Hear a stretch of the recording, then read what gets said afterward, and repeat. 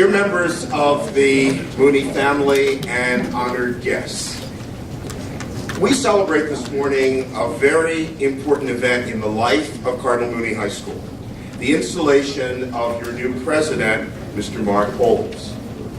As students, faculty, staff, and alumni, along with Mr. Oles' family and the members of the board, you know what the role of the principal is. Mr. Vollmer is responsible for the academic life of the school, for supervising teachers and other staff members, for discipline and athletics. In other words, he leads the day-to-day operation of the school as you go through the year. The president of the school, however, is responsible for a different set of tasks that are focused on establishing a future for Cardinal Mooney High School. His mission is first to maintain and deepen the Catholic identity of the school. Second, to articulate a vision of where the school needs to go in order to succeed. Third, to raise the necessary funds from alumni, friends of the school, and foundations to ensure that the school will be able to reach its goals. And fourth, to manage wisely the present financial resources of the school. He will accomplish this mission by working in close collaboration with the school board, the Office of Catholic Schools, and the principal. Because he will be in the community promoting Cardinal Mooney High School, telling the stories of the great things that you have accomplished and the great promise that you hold for the future. He will be the chief fundraiser, public relations officer, and marketer of the school. Those can be challenging tasks, but not impossible if done with sanctity, scholarship, and discipline. And so, Mr. Oles, we gather today to pray for you, asking the Lord to make you steadfast in your commitment to Cardinal Mooney High School, untiring in your efforts to build a strong future for the school, and confident that you do not walk alone, but walk with God and the entire Mooney family behind you. Congratulations, and God bless you.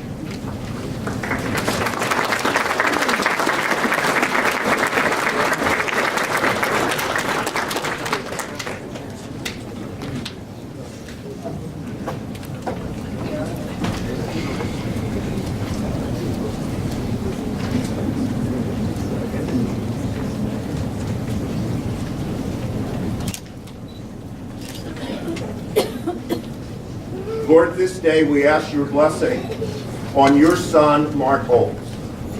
He becomes the president of Cardinal Mooney High School. Send him your Holy Spirit so that your Spirit may always guide him, that he may be an example to the students at this school, and that he may be a strong and clear voice in the Youngstown community of the values of Cardinal Mooney High School.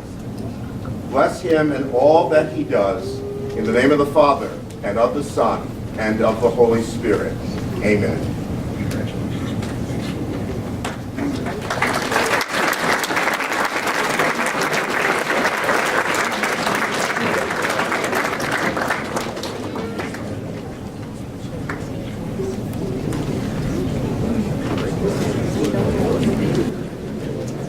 I want to talk to everybody and say thank you.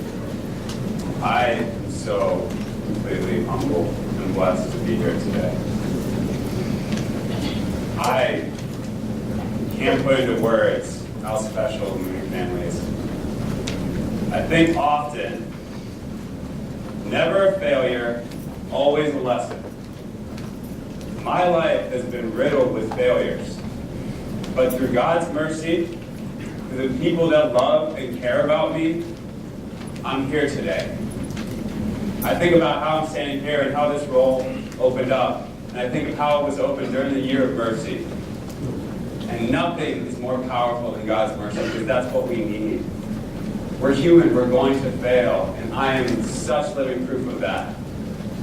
But as I knelt here today, I felt the prayers of people that have cared about me my whole life. And it just overwhelmed me. So I think about all the people I have to thank, and I don't have enough time to thank all the people that have impacted my life, but I'll try to touch on some. And I think about the history of Moody. I think about what the diocese saw on a hillside in the Flint Hill neighborhood of Youngstown in the 1950s, and how they wanted to build a school based on 3 pillars that Bishop Murray touched on, that we'll always keep touching on and building on, of sanctity, scholarship, and discipline. They saw something that we didn't know yet.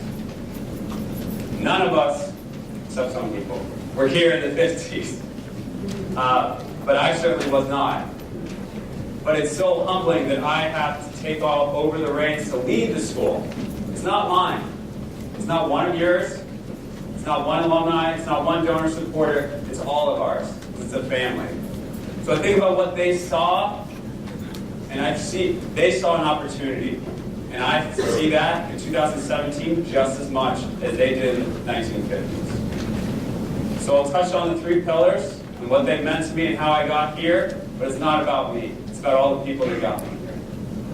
And actually, Bishop Murray took a lot of the words out of my mouth, what I'm supposed to be doing. I was going to touch on that, but he did it really well. So I don't need to touch on it as much, but I do want to tie it in. So, sanctity.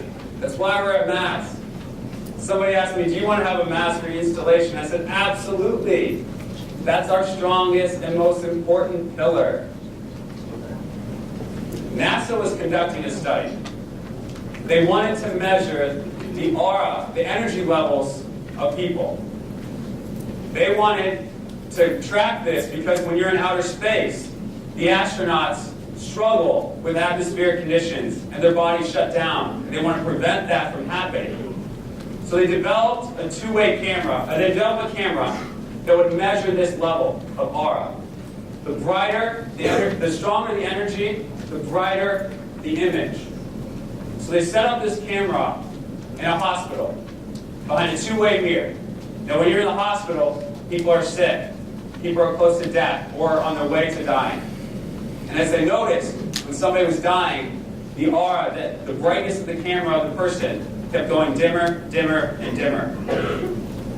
One day there were 2 scientists, a part of this project, were watching through a two-way mirror a patient who they'd been tracking, who's been ailing and been sick and been getting worse and worse and worse. And the level and the brightness of that person's aura level on the camera kept going down. One day, a man walked in, and the strongest, brightest light they'd ever seen was emanating from him. He sat down next to the person. He looked at that person and gave him something. They didn't know what it was. When that person got whatever that person brought in, it was the brightest image they ever had on the camera. They rushed into the room. They looked at the person. The person looked even worse than when the last time they saw them. They didn't understand. How could the camera be broken? How could the camera show someone's aura level, their energy level so bright that it was the brightest image ever, but the person looked sick and almost close to death? They asked the man, what did you give that person? What medicine? How did you make him better? Or how did you trick our cameras? He said, I gave him the Eucharist. But one scientist was not even Catholic at the time, but converted to Catholicism and became a priest. The Eucharist is amazing. C.S. Lewis, who wrote Mere Christianity, Chronicles of Narnia, and many works, says, you don't have a body. You have a soul. Your soul resides in your body. It's so true. All of us have a soul. I've seen so many examples of it. I don't have enough time to tell you all that either. But it's so important. And that is our first and foremost pillar of what we're built upon. I heard that in a homily when I lived in Connecticut from the pastor of my parish. If I didn't have the scholarship to want to learn more about Jesus, I wouldn't have heard that passage. If I didn't have the discipline to go to Mass, I wouldn't have heard that passage. Prayer is how we start every single day, and it's so important. But prayer with the Eucharist and Mass, like we're doing today, and with adoration, is empowering. We will be starting adoration very soon. We're working through logistics, and we're working on the catechesis to explain it to you, because I know it's a big jump. I didn't understand until the last couple of years how powerful it could be. But I promise you, Catholic or non-Catholic, whether you've had adoration, time with adoration or not, you will get something out of it. You will clear your conscience. You will talk to God and feel better about your life. I'm very excited that we're going to start adoration, and I'm very excited about what all of us are going to get out of it. That is sanctity. The path to holiness is an arduous path, but we're going to get there together, and we're not going to stop as it is a journey. So people I need to thank. Bishop Murray, for sure, for giving me the opportunity of a lifetime. Thank you so much. Monsignor Connell, for taking a break from your Las Vegas casino mission trips to make it here today. But how much you've been important to my family and all that you've done. We appreciate it so much. Father Peter, in a short time I've gotten to know you. I've been very blessed.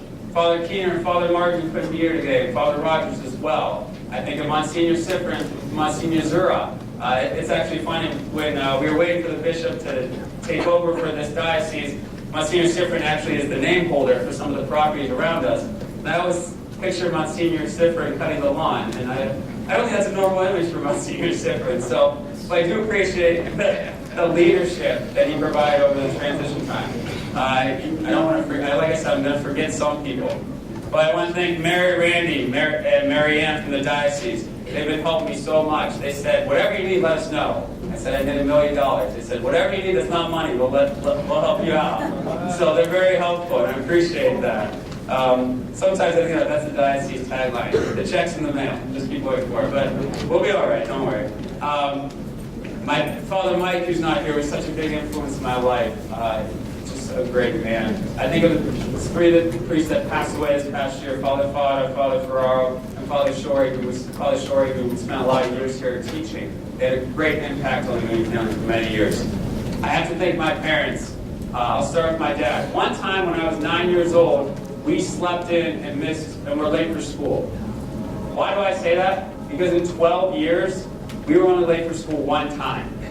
So I'm sure my mom yelled at him for that time, but he always got us to school on time. He always ironed my clothes for Holy Family and Moody. And I thank him because now I know how to iron. And it's a really important trait for all of us. For my mom, for how nice she is, people said, oh, you're nice. It's like, you haven't seen my mom. You haven't met my mom.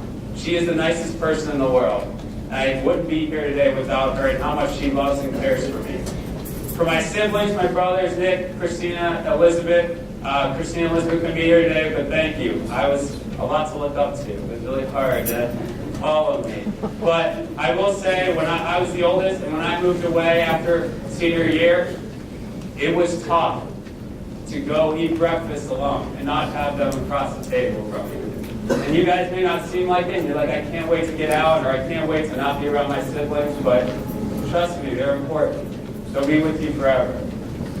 My grandparents, my grandma passed away when I was a senior here, January 1st, 2001. I remember I saw the Moody family firsthand. I saw people come to Colleen Harrison's funeral that I barely talked to. And I said, why did you come? He said, that's what we do. We care about each other. My grandpa, the most pious man I ever met, he taught me so much. And I'll never forget how he said, you should always pray. And I'll never forget that. My grandpa, I got to tell a real quick story. How much time I got this? I already know, real quick. But 9 years old, playing Pullman baseball. I was third base. I was putting the glove up, waiting. A guy come in from second. I turned down to see where the guy was. I come back. The ball hits me right in the face. Blood everywhere. I'm crying. But all I see as I fall down is my grandpa's leg draped over the fence, jumping the fence to come to me, get me. That's the kind of grandpa. That's what I want all of you to be long term. The ones that will jump fences for their grandkids. But all my aunts and uncles, I don't have time. My godparents, Aunt Cindy, Uncle John, and everybody, thank you so much for everything. My Uncle Anthony, Candace, and Aunt Lynn, and everybody that's here so much. All right, scholarship, real quick. I know. I know it's tough, guys, but I'm only going to get stalled once, so I got to write this out. Scholarship. Bill Gates, you've probably heard of him, right? Maybe. Okay. When I was growing up, you always wanted to be as smart and as rich as Bill Gates. He retired. He went to focus on his foundation. They said, did you accomplish everything you want to do? He said, no. They're like, how did that happen? The most powerful man, technologically advanced so much of what we have today. He goes, what I wanted to do was that for my mother to think of dinner, and it would be in the oven waiting for her. That's scholarship. Wanting to aim so high that maybe you won't get there, but that's what you want to work towards. Mooney got me on the path of scholarship, of always wanting to learn more and more and more. And I want you guys to have that. And I'm going to get you all the resources and whatever you need to get on that path. So maybe you're a freshman, you don't think I'll take an AP class one day. Well, who's stopping you? I'm in AP classes, but who's going to stop you from starting a business at 15 or 16? Aim high. I'm only here because of people like Mrs. Wargo in 8th grade, who took me aside in math counts and said, you should be on the team, you're smart enough, but you haven't worked hard enough. You didn't get there. She was right, I did. Me and my best friend joked around the whole time, and we're the only two that didn't get on the team. But that moment there of saying, you're better than that, is so important. So when you're learning, and I'm always learning too, we got to aim higher. All right, and then discipline. Real quick on a story. I know, I'm running out of time. So, I was living in Connecticut. I wanted to become a better person. All right, I started volunteering with hospice. I wanted to be around people that needed help. All right, so I was with this guy, a patient named Albert, and he struggled. He struggled to communicate. I say, hey, I come in and visit. Hey, Albert, how's it going? No, I don't want to be around you. Second time around, hey, Albert, how's it going? Nothing. Didn't want to talk to me, looked out the window, didn't care. Third time, I was going through a lot in my life at that time. And I pulled in a parking lot. I'll never forget looking at the ignition, the keys in the ignition, and just saying, I don't want to get out of the car. I don't want to get out. It doesn't matter. He's not going to remember. Then I thought about it. I thought about the people that coached me, the people that got me to where I am today. I think about when Miss Kerrigan, who's in the second row here, threw me out of class because I deserved it. And I wrote a letter to her 5 years later and said, that's exactly what I needed. It's the last time I got thrown out of class. But I thought about those people that cared about me. And I went in, and Albert had a thing of ice cream. I was trying to feed him. And he threw it on the floor. He was upset and angry. Ugh. And I just looked at that ice cream on the floor. I said, okay, I'm going to clean it up. Thanks, man. Cleaned it up, went back to Albert. I go, Albert, I want to be your friend. I want to help you out. I hope to see you again soon, and I'll always pray for you. And he turned to me in the most perfect English. And I'll come to confession soon, Bishop. He goes, don't mind me, I'm just a jacket. I'll never forget that moment, because if I would have looked at that car, the piece of ignition, and walked away, I wouldn't have had that moment. Discipline, it may not make sense why you get a pink card, and I will never get you a pink card. But if I see you in the hall and you're at dress code, I'm going to tell you, put your coat away, or put your scarf away, because I want you to have your Albert moment later in life. That's more important than you could ever imagine. So discipline will help me in this role, and I really don't need to go into what Bishop Murray says I need to do, because he highlighted it, and it's bossy, so I got to follow whatever he says. But think about those 3 pillars. Think about all that we learned. What they saw in the Flintfield neighborhood in the 1950s is no different than what it is right now in 2017. We need to grow on sanctity, scholarship, and discipline, and we'll be just fine. Thank you.